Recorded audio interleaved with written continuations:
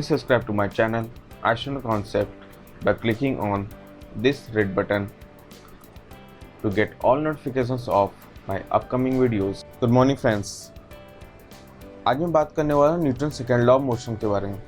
Newton second law of motion बहुत ही simple सा law है, इसलिए मैंने इसको समझाने के लिए कोई स्टेटमेंट नहीं लिखा है, क्योंकि Newton second law of motion को समझने के लिए किसी भी स्टेटमेंट की जरूरत नहीं है।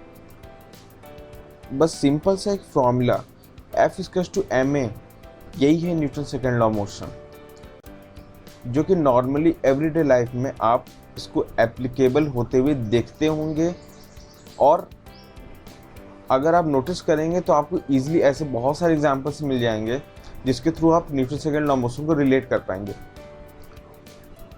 अब जैसे कि आप देख सकते हैं कि इस Newton second law of motion में दो वेरिएबल दिखाई दे रहे हैं, m और a। m और a एक्चुअली वो सिचुएशन के हिसाब से फोर्स पे डिपेंड करते हैं,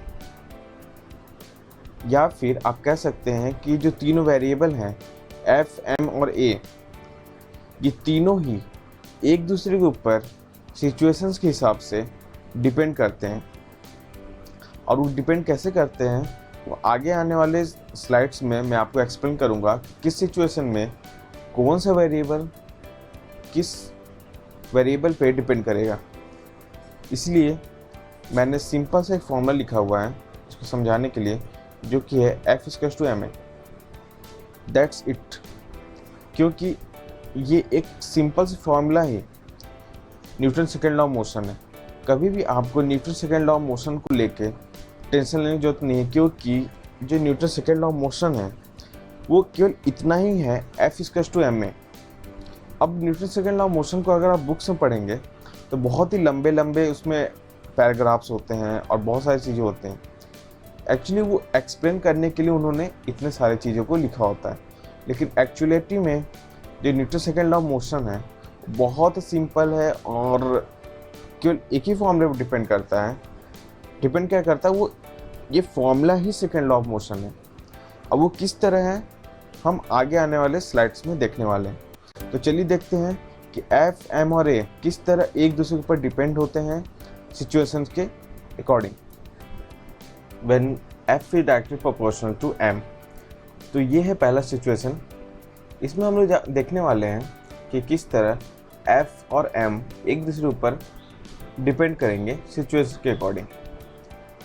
तो यहाँ पे F directly proportional to M है, तो A कहाँ पर है? A यहाँ पे कांस्टेंट है। चलिए एक काम करते हैं, एक ब्लॉक लेते हैं, एक बड़ा ब्लॉक लेते हैं और एक छोटा ब्लॉक लेते हैं। फाइन। अब क्या होगा, इस ब्लॉक का नाम दे देते हैं ए ब्लॉक, और इस ब्लॉक का नाम दे देते हैं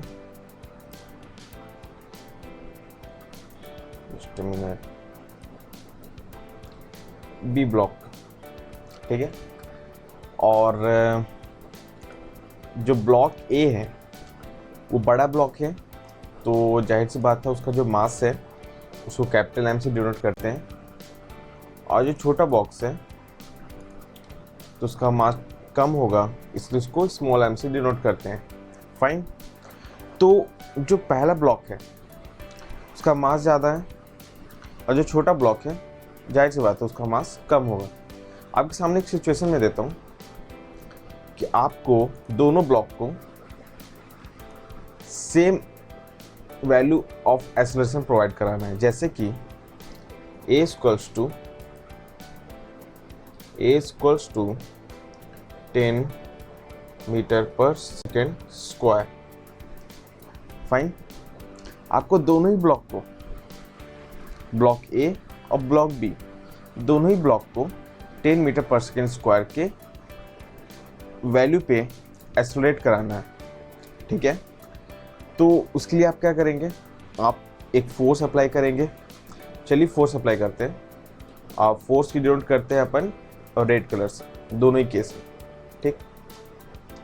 तो मैंने एक फोर्स दिया ए पे और एक फोर्स दिया बी पे। अब सिचुएशन आपके सामने क्या आएगी? सिचुएशन आपको ये देखने में आएगी कि जो ब्लॉक ए है, चूंकि वो बड़ा है, सिंपल सी बात है, आपको अगर उस ब्लॉक को 10 मीटर पर सेकेंड स्क्वायर के वैल्यू से एक्सेलरेट करना है तो आपको उसके लिए ज़्यादा फोर्स लगानी होगी। इसीलिए इसमें जो फोर्स लगेगा उसको भी डिनोट करता हूँ कैपिटल एफ से, और जो छोटा सा नमूना से जो ब्लॉक है उसके लिए जो फोर्स लगेगी वो कम लगेगी, इसीलिए मैंने इसको डिनोट किया है स्मॉल एफ से।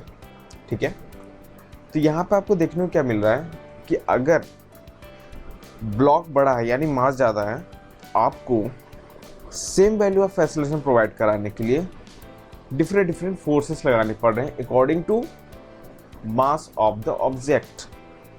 ठीक है, यानी कि अगर आपका मास ज़्यादा है तो आपको सेम वैल्यू ऑफ एक्सेलरेशन के लिए एक बड़ा फोर्स लगाना पड़ेगा, जैसे कि ब्लॉक ए वाला केस है। अगर आपका मास कम है, जैसे कि ब्लॉक बी वाला केस है, तो आपको एक स्मॉल फोर्स लगाना होगा। ठीक है, तो सिचुएशन के हिसाब से जो आपका फोर्स है उसका मैग्नीट्यूड वेरी कर रहा है अकॉर्डिंग टू मास। तो यहाँ पे दोनों ही केस में जो मोशन होगा, मोशन को मैं ग्रीन से डिनोट कर रहा हूँ यहाँ पे, दोनों ही केस में जो मोशन होगा, ठीक है, और दोनों की वैल्यू कितनी होगी? जो वैल्यू होगी दोनों की एक्सेलरेशन की, वो दोनों केस में सेम होगी। ठीक है, को क्या होगी? वो होगी 10 मीटर पर सेकेंड स्क्वायर। ठीक है, तो यहाँ पे आप देख सकते हैं कि F इसी तरह डायरेक्टली प्रोपोर्शनल हो जाता है मास के। क्यों? क्योंकि एक्सेलरेशन की वैल्यू तो फिक्स है, दैट इज 10 मीटर पर सेकेंड स्क्वायर। ठीक है, तो आपको यहाँ पे यही देखने को मिलेगा कि जो वैल्यू ऑफ एक्सेलरेशन है 10 मीटर पर सेकेंड स्क्वायर, वो तो दोनों ही केस में सेम है, फाइन। लेकिन जो फोर्स है और जो मास है वो एक दूसरे के ऊपर डिपेंड कर रहे हैं। तो ये जो पहला सिचुएशन है वो इस तरह ही, जो फोर्स और मास है ये दोनों वेरिएबल एक दूसरे के ऊपर इसी तरह डिपेंड करते हैं। तो ये था पहला case, F is directly proportional to M where A is a constant. Now the force is the formula is become F is equals to MA. Now अब देखते हैं second situation. Now the second situation is F is directly proportional to acceleration. यह है दूसरा situation. यहाँ पे F directly proportional है A के, तो यहाँ पे क्या होगा? M क्या होगा? यहाँ पर सिंपल सी बात है, M कांस्टेंट होगा। ठीक है, तो सिचुएशन लेते हैं बिल्कुल पहले केस की तरह। यहाँ पे एक ब्लॉक लेंगे, लेकिन डिफरेंस ये होगा कि इस बार दोनों ही block exactly same shape and size and mass होंगे। दोनों ही जो ब्लॉक हैं उनका जो मास है वो दोनों ही केस में सेम होगा।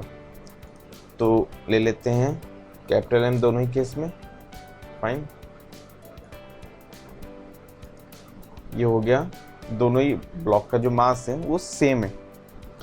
अब आपके सामने एक कंडीशन में देता हूँ कि ब्लॉक दोनों का, जो ब्लॉक है दोनों, उनका जो मास है वो बिल्कुल सेम है। ठीक है, अब आपको करना क्या है कि इन ब्लॉक्स को डिफरेंट वैल्यू ऑफ एक्सेलरेशन पे एक्सेलरेट कराना है। ठीक है, तो इसके लिए आपको क्या करना होगा? सिंपल सी बात है, दोनों ही केस में आपको फोर्सेस लगानी तो पड़ेंगी। तो मैं बोलता हूँ कि एक काम करते हैं, ब्लॉक का नाम भी दे देते हैं जिससे आपको इजी होगा समझने में। ब्लॉक का नाम दे देते पहले वाले ब्लॉक का नाम, पहले वाले ब्लॉक का नाम A, ठीक है, और दूसरे ब्लॉक का नाम भी देते हैं, ठीक है। तो देखिए, अब ब्लॉक ए के लिए मैंने बोला आपको कि जो ब्लॉक ए है उसको आप एक्सेलरेट कराइए, ए इक्वल्स टू 10 मीटर पर सेकेंड स्क्वायर, ठीक है, मीटर पर सेकेंड स्क्वायर पे। और दूसरा केस देता हूँ मैं आपको, ब्लॉक बी के लिए वैल्यू देता हूँ ए की, वो देता हूँ मैं 50 मीटर पर सेकेंड स्क्वायर। तो यहाँ पे आपको सिंपली दिख रहा है कि जो वैल्यू ऑफ एक्सेलरेशन है वो डिफरेंट है, लेकिन मास यहाँ पे सेम है, जो कि मास सेम होना भी चाहिए। क्यों? क्योंकि हम इस बार डील कर रहे हैं एक दूसरे सिचुएशन के हिसाब से, जिसमें कि मास सेम होने वाला है लेकिन एक्सेलरेशन वेरी करने वाली है फोर्स के रिस्पेक्ट में, ठीक है। अब वो देखते हैं किस तरह करती है। अब चूंकि मास तो सेम है, लेकिन आपको करना क्या है कि आपको एक्सेलरेट कराना है डिफरेंट वैल्यूज़ पे। तो अगर आपको कोई भी ऑब्जेक्ट को 10 मीटर पर सेकेंड स्क्वायर से एक्सेलरेट कराना है तो आपको एक पर्टिकुलर वैल्यू ऑफ फोर्स लगाना पड़ेगा। मैं इसके लिए एक कलर चूज कर लेता हूँ, ब्लू कर लेता हूँ मैं, ठीक है। फोर्स लगाया मैंने ए पे, ठीक है, वो लगाया, F1 ले लेता हूँ मैं, ठीक है, F1 ले लेता हूँ मैं, F1 फोर्स लगाया, ठीक है। और एक फोर्स लगाया मैंने B पर,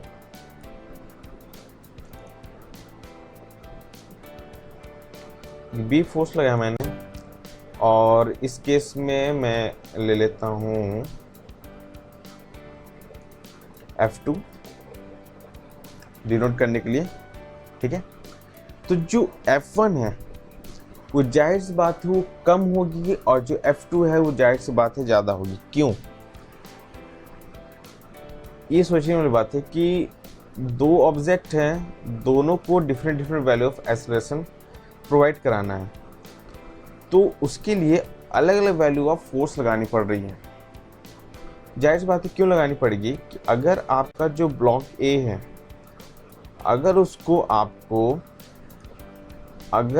आपको 10 मीटर पर सेकेंड स्क्वायर से एक्सेलरेट कराना है तो आपको कम फोर्स लगानी होगी। क्यों? क्योंकि आपको चेंज जो करना है वेलोसिटी वो कम रेट से करना है। तो इसके लिए जाहिर सी बात है आपको जो F1 की वैल्यू होगी वो F2 से कम होगी, ठीक है।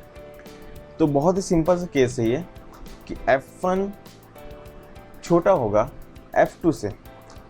अगर आप यहाँ पे देखते हैं कि जो F2 है उसकी वैल्यू ज़्यादा होगी, क्योंकि आपको इस केस में जो एक्सेलरेशन प्रोवाइड करना है उसी मास वाले ऑब्जेक्ट पे, तो वो क्या होगा, वो होगा F2 जो कि बड़ा होगा F1 से, ठीक है। अगर आपको किसी चीज़ को धक्का देना है, अगर उसको आपको कम रेट के स्पीड से अगर धक्का देना है तो आपको जाहिर सी बात है कम फोर्स लगानी होगी। अगर आपको बहुत ज़्यादा स्पीड प्रोवाइड कराना है उसको, तो आपको क्या करना पड़ेगा, आपको ज़्यादा फोर्स लगाना पड़ेगा। तो बस सिंपल सी बात यही है कि आपको सेम मास वाले ऑब्जेक्ट को अगर डिफरेंट एक्सेलरेशन प्रोवाइड कराना है तो आपको डिफरेंट फोर्स लगाने पड़ेंगे, और वो डायरेक्टली प्रोपोर्शनल होंगे एक्सेलरेशन के। ज़्यादा एक्सेलरेशन ज़्यादा फोर्स, कम एक्सेलरेशन कम फोर्स। तो इस तरह F is directly proportional to A है, और इस केस में आप देख सकते हैं जो M है वो कांस्टेंट है। तो इस तरह F directly proportional to A हो गया और M कांस्टेंट हो गया। तो अगेन फॉर्मूला बनता है F इक्वल्स टू MA। एक और केस डिस्कस करते हैं अपन, जो कि फ्री फॉल वाले केस में मैंने डिस्कस किया था। आप ऊपर दिए हुए कार्ड पे आप क्लिक करके देख सकते हैं उस वीडियोस को, जिसमें मैं डिटेल में डिस्कस किया हूँ कि फ्री फॉल क्या होता है, और थोड़ा बहुत इंट्रोडक्शन में आने वाले स्लाइड पे दे रहा हूँ। नाउ अब मैं जो फॉर्मूला मैंने फर्स्ट स्लाइड पे लिखा हुआ था, अब मैं उसी फॉर्मूले को फिर से लिख रहा हूँ, बस इससे ध्यान से देखिएगा आप। लिखने वाला मैं F is equals to M A, मैंने ये लिखा हुआ था आई थिंक, ठीक है। अब इसमें और उसमें डिफरेंस क्या है, मैं थोड़ा एक चेंज करने वाला हूँ बस इसमें थोड़ा सा, वो चेंज होगा A equals to F by M, ज़्यादा कोई डिफरेंस नहीं है, बस मैंने हल्का सा उसमें चेंजेस किए, ठीक है। तो आपको एक चीज़ नज़र आ रही होगी इसमें, यहाँ पे लिखा हुआ है A is the ratio of F by M. मैंने फर्स्ट फॉर्मूले को कुछ इस तरह लिखा और कुछ इस तरह बोला है कि थोड़ा अजीब लग रहा है सुनने में कि A equals to the ratio of F by M, मतलब कि अगर आपका ए की वैल्यू 10 है, उसको मेंटेन रखने के लिए एफ और एम कुछ इस तरह वेरी करेंगे कि आपका जो ए की वैल्यू वो 10 ही रहेगी हमेशा, ठीक है। तो ये कंडीशन है फ्री फॉल वाली कंडीशन, ठीक है। देखिए जो फ्री फॉल वाली कंडीशन होता है, जो गैलीलियो का एक्सपेरिमेंट था वो बहुत ही खास एक्सपेरिमेंट था, जिसमें कि एक बॉल जो कि हैवी होता है और एक फेदर जो कि बहुत ही हल्का होता है, दोनों ही एक ही स्पीड से नीचे आते हैं। ये बहुत ही खास एक्सपेरिमेंट था उस समय और आज भी है। वो इस रीज़न से है कि अगर कोई भी रेस्टिव फोर्स नहीं है, यानी कि वैक्यूम वाला कंडीशन, उस समय अगर कोई भी ऑब्जेक्ट, कोई भारी ऑब्जेक्ट और कोई भी एक फेदर जो कि बहुत ही हल्का है, दोनों एक साथ नीचे आते हैं। अब किसी का एक क्वेश्चन रहता है उसमें कि यार बॉल तो अभी भी भारी है, चाहे आप वैक्यूम क्रिएट कर दो चाहे एयर रहे, बॉल तो अभी भी भारी है और फेदर अभी भी हल्का है। बिल्कुल सही क्वेश्चन है आपका, लेकिन देखने वाली बात यह है कि जो बॉल है, मैंने क्या बोला, ए को 10 मीटर पर सेकंड स्क्वायर पे ही रखना है, ठीक है। तो अब देखिए बॉल भारी है, यानी फॉर्मूले को ध्यान से देखिए, बॉल भारी यानी एम ज़्यादा है, ठीक है। तो जाहिर सी बात है एफ को ही बड़ा होना पड़ेगा ताकि ए की वैल्यू सेम रहे, क्योंकि अगर एफ कम हो गया तो ए की वैल्यू चेंज हो जाएगी, फाइन। तो इसीलिए जो बॉल बड़ा है, ठीक है, उसका मास ज़्यादा है, तो जाहिर बात है force F equals to M G वो भी ज़्यादा होगा। तो इस केस में तो ऐसे क्या होता है, फोर्स जो बॉल पे है एम जी ज़्यादा है, मास भी ज़्यादा है, तो एफ और एम का जो रेशियो है वो अभी भी 10 है, ठीक। फेदर है, फेदर वाले केस में मास कम है, उस केस में एम जी भी कम है, यानी इस पर लगने वाला ग्रेविटेशनल फोर्स भी कम है, इसीलिए उस केस में ए की वैल्यू भी सेम है। तो इस तरह से दोनों ही केस में ए की वैल्यू 10 मीटर पर सेकेंड स्क्वायर मेंटेन रहती है और दोनों ही ऑब्जेक्ट एक साथ ग्राउंड को टच करते हैं। बहुत ही कमाल का एक्सपेरिमेंट है ये। अगर मैंने इस पर वीडियो बनाया हुआ है, आप इस वीडियो को जाकर देख सकते हैं। तो आई होप मैंने आपको Newton second law of motion अच्छी तरह समझा पाया हूँगा। अगर आपको अच्छा लगा तो प्लीज़ मेरे चैनल को सब्सक्राइब करें और आने वाले वीडियोस का नोटिफिकेशन आपको तभी मिलेगा जब आप बेल आइकन पर क्लिक करना ना भूलें। Thank you for watching.